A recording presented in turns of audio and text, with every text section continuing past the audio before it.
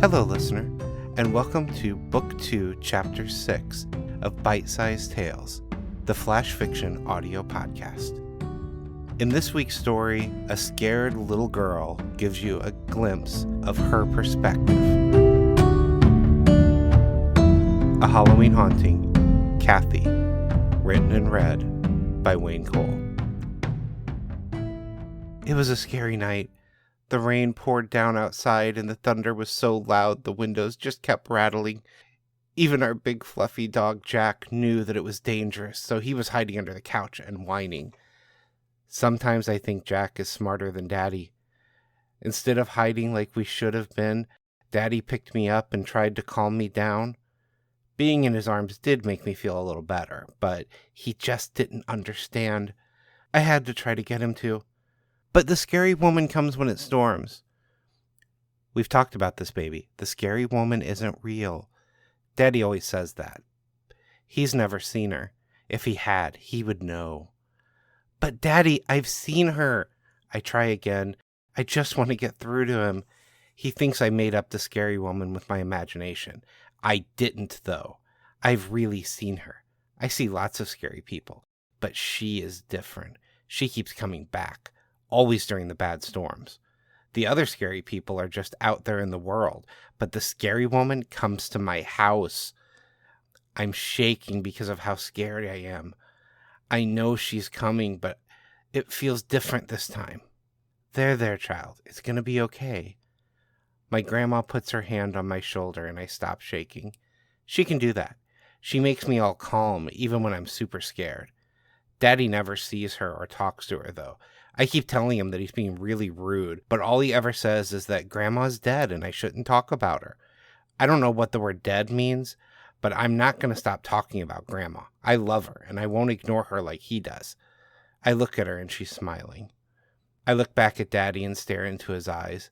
I'm completely calm now, but I can feel her. I can't really explain it, but I just know, so I tell him. She's here. My voice always sounds weird when Grandma's touching me. I can't really explain it, but Daddy gives me weird looks when I talk. The scary woman is outside our front door, though, and Daddy needed to know that. He's braver than me, so maybe he won't be scared. He's going to see her tonight, I just know it. He sets me back down on the floor just in time for a loud banging sound on the front door. It's her, and he's staring at the door. Come on, Cathy, let's go to your room. We have some work to do. Grandma takes my hand and we walk to my bedroom. When she lets go of my hand, the fear comes rushing back, so I jump on my bed under the covers for protection. I know they won't really protect me. I can feel the scary woman out there, still just like I can feel my grandma standing over me. The scary woman needs to go away, I say. Yes, she does, Cathy dear. I think she has bothered you long enough. It's time I taught you how to call my friend. Your friend? Oh, yes, dear. When the scary people keep coming, it means that they're lost. If you call him, he'll come and get them. Why don't you call him? I didn't want to talk to some stranger, and Daddy says I can't use the phone unless he's there. I didn't want to get into trouble. It has to be you, dear. She takes my hands, and I feel calm again. She's under the blanket with me, but I don't remember her crawling in. And the blanket isn't big enough for both of us. It is covering us both anyway, though. Grandma always tells me not to worry about things like that. And with her holding my hands, I don't. She puts my hands together with my 2 pointer fingers touching and my 2 thumbs touching. They make kind of a diamond shape. Then she asks me to say some words. I don't know what the words are or what they mean. They sound like gibberish, but I say them. I can feel the strange sensation running all over me, but Grandma's holding my hand, so I'm calm and still. You call, and I'm here to answer. The voice came from a man wearing a black suit. He looked at me for a moment and then smiled.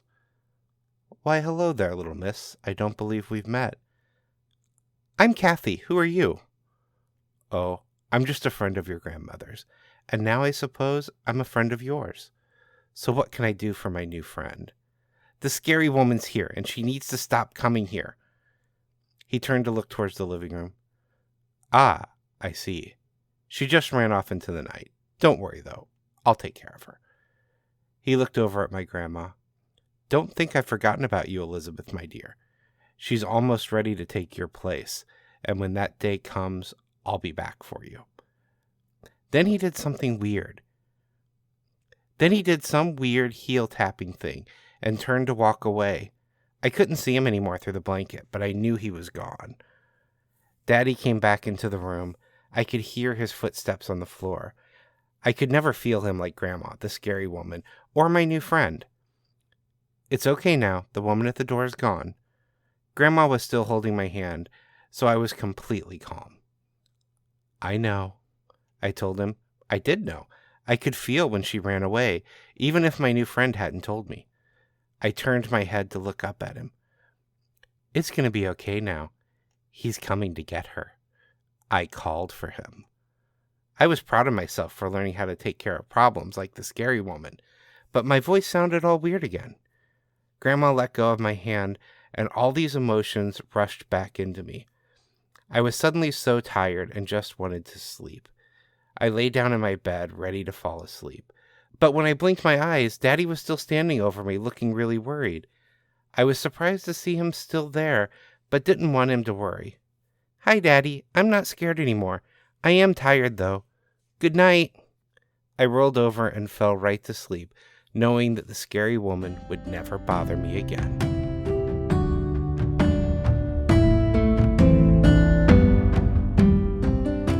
Author's note. The story that was cut for this month is the perspective of the father that was part of this week's story. In it, I was writing about how he was reacting to somebody showing up at his door, and I created the character of Cathy just as this creepy little girl. I don't know why. There is something that adds an extra creepy factor when you have children acting out of character. Well, naturally then, I wanted to give the story from her perspective. Show that she's not quite as creepy as she comes off, or at least give you that perspective that you don't normally get in stories like these. I think it might be my favorite part of this multi-part story.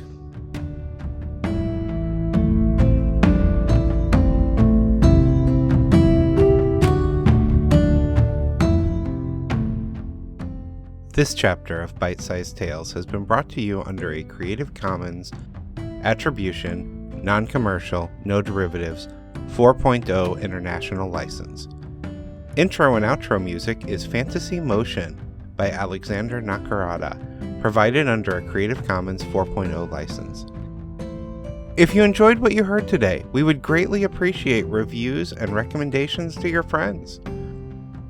Finally, for more information about our authors, please visit bitesizedtales.com. We look forward to reading to you next time.